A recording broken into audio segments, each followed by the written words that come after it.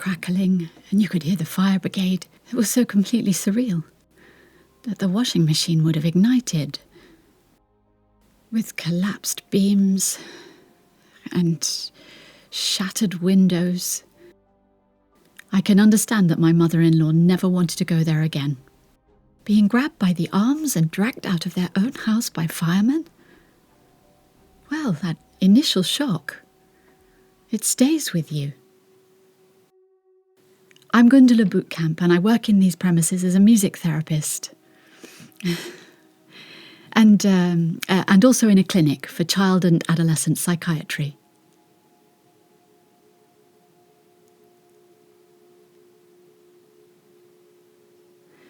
Well, I wasn't there myself during the fire. I was away at the Baltic Sea with my family because it was my son's birthday, and we were actually spending a very nice summer's day together. It was a July day. Early evening, the police came to our house and informed us that my parents-in-law's house was on fire, and that my husband should contact their neighbours immediately, as his parents could obviously no longer be reached by phone. So, it was a real shock that evening.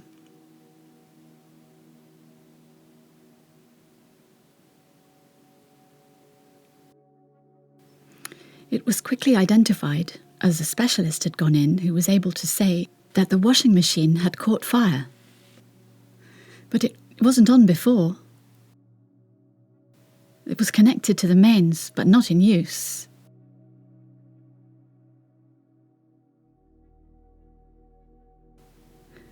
Well, I don't think we're informed enough. I'd like to buy household appliances like that so they can't catch fire. Definitely. We always unplug the washing machine from the wall. And the plug for the toaster, and the plug for the kettle, if possible too. Yeah, we take the plugs out.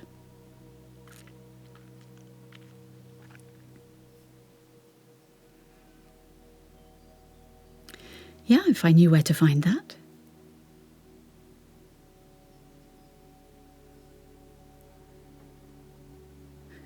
Yeah, as you explained to me on the phone, it makes a difference whether you buy an appliance with integrated fire protection or retrofitted.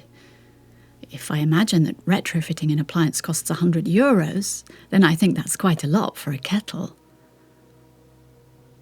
But for an oven, where you can't unplug it, I think it's really worth considering installing something like that, so that you can leave the house without worrying.